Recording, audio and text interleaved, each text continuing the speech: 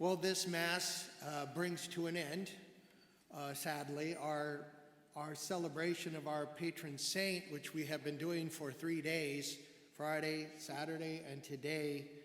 Our patron saint, St. Timothy, along with Titus, they were both proteges of St. Paul the Apostle. And so we celebrate, and we do so with great joy.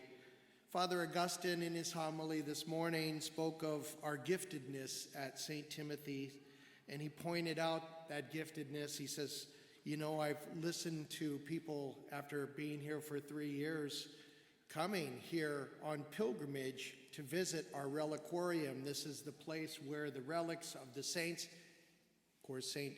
Timothy, are reposed. And, I remember first hearing about relics as I was preparing to go into the seminary, and I was working with Father Rob Clemens, and I said, what is this relic stuff? And he says, yeah, it's, piece of a saint, bone, hair, something that touched the saint, something that the saint used, and it's venerated. It's like, that's kind of weird. And it's a little weird. So we do it, and the reliquarium is a wonderful place to pray, and this relic is the first one you see when you walk in there of St. Timothy, our patron, and I feel like this warmth from him when I walk in, as if he were reaching down from heaven and giving me an embrace. Father Augustine also speaks of the giftedness of Life Teen. He says this gift has been spread all over the church. It's something that has gone to the universal church. It hasn't remained just here in this parish.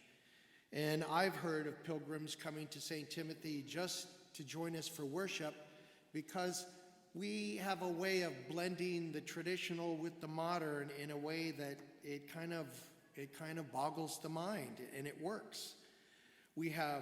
We're blessed with school, we're blessed with daycare, preschool, kindergarten, 1st through 8th, catechesis of the Good Shepherd for our young children. I was thinking about this feast day on Friday when the day actually fell, and I was thinking about how this parish has honored God through the intercession of St. Timothy for so long, even in the founding of the parish. Now, if you notice, the readings are different than maybe you have in one of your Magnificat or something that you're looking at online or what have you, because we transferred the feast day to Sunday, and we did this. Father Charlie asked the office of worship if that would be liturgically proper, and now the late Father Kieran said, yes, you need to pick a first reading, and Father Charlie picked the reading that we heard from today about Elisha and Elisha and the apprenticeship of Elisha as an associate with Elijah the prophet. So the readings are a little bit different, and I'm again thinking about the ways that this community has honored God through St. Timothy's. I think about this icon that we've had in the office, and I've seen it for years, don't know much about it, but this is the image, and we looked at it, and the icon was a print, and it was somewhat tattered, so one of our staff members took it to some specialists and had it reprinted in several, not just one. So we have one in the office, and we have one in the rectory, and Father Shea, he would sit in the chair that was right under this icon when we would pray the office, and I always looked up, and it's like, well, if Father Shea grew his hair longer and grew a beard, he might look like St. Timothy. So in recent months, we've had these vestments made, partly in Chicago, and then one of our parishioners made the emblems, and I think there were many trials that she went through in order to get the colors right, and she sent the emblem in, and they were still working on the vestments in Chicago, and the vestment manufacturers said, you know, the colors that you picked, Father John, don't exactly match the image, the icon. I said, look, I trust you folks implicitly. You know, you've made most all of my vestments. Go with the colors that you see that would be a good match, and they did. And they've been in the vestry for months, and it's like you want to come out and show everybody. I have shown a few people. There are people that sponsored them, people whose names are written on the back of them in memorial. So this is one of the ways that, you know, that I propose that we honor God through St. Timothy, and it came to pass. We have, during Father Charlie's time, an icon of St. Timothy, different than this one, in the Reliquarium Chapel, painted by hand painted, and it shows St. Timothy as a younger man, a much younger man, like when he first met St. Paul. We have this retablo that's up on this wall where the elevator shaft is now, and I asked the Noon people, hey, if anybody knows more about this, I'd like to hear, because I don't know. And it turns out that it was made in Santa Fe, where they make these retablos, a very famous art form, in the church in New Mexico, and they had it made and brought here. So it's a little bit different image of St. Timothy, a southwestern Spanish type of image. And then the mural we have from third from the right on the top row, that's St. Timothy. And next to him is St. Paul with the sword. And why does Paul have his sword? Because Paul was decapitated for the sake of the kingdom, and they believe it was with the sword. There's Peter with the long beard and the shepherd's crook and the key on the very end. And then St. Timothy has a rolled up scroll of the sacred scriptures. We have that, and that's from 2007. In more recent times, we had a flag. One of our staff members designed a flag with the image of St. Timothy on it, and it flies on the pole out there right below the Vatican flag, and it says St. Timothy's, I believe, a parish in the Diocese of Phoenix.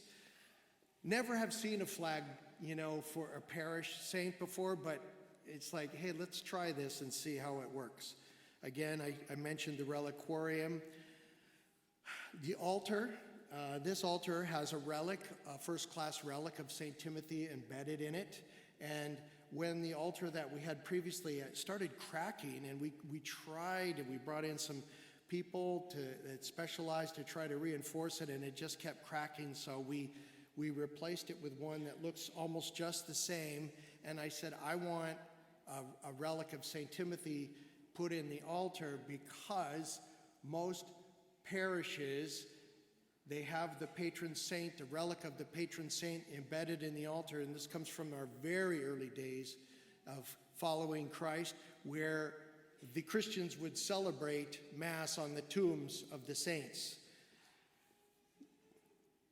We have a half relief of St. Timothy in the back entrance. I think we just kind of gloss over it as we pass by, but there it is. We have a marquee out front that in recent times we have repainted so we can delineate the letters and so forth on there, that, you know, from the street we can see St. Timothy Catholic Church. We have these very large letters that I wrote about for the Christmas bulletin on the top of the narthex, and I went out as far as I could in the neighborhood and then measured the distance, and you can see them out to beyond 200 yards away. We have our feast day celebration, again honoring God through St. Timothy, and this has been going on for a very long time and has very many variations, but we celebrate that feast day, and it has been really beautiful in these last several years.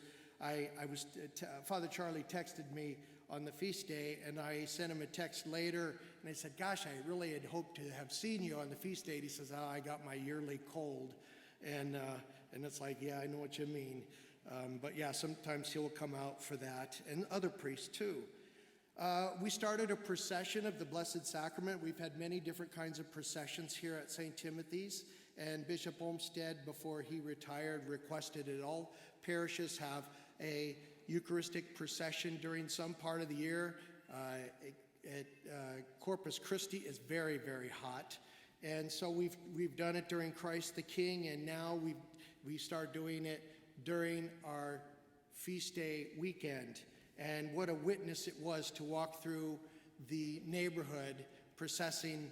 And what's beautiful for me, I mean, we sing songs, we pray the rosary, the chaplet of Divine Mercy, but you know, there are times where it's just silent and all you can hear are the footfalls as we carry the Blessed Sacrament through the neighborhood, and it's just a beautiful sound. We transferred the feast day to Sunday, and again I said Father Charlie did that, and he tapped now the late Father Kieran and we found out it was okay. Tom Booth wrote a liturgical song for St. Timothy, and now we have these vestments that I speak of for our feast day. So I just want to thank you and thank everybody who has participated in these feast day celebrations. The numbers are countless, and to try to remember everybody, it just prompt maybe some anger. It's like you forgot us or you forgot me. So a big thank you to everyone who has made our feast day celebration so beautiful. And may we continue with that joy and that passion that we have through the Lord that comes to us through the intercession of our patron saint, St. Timothy.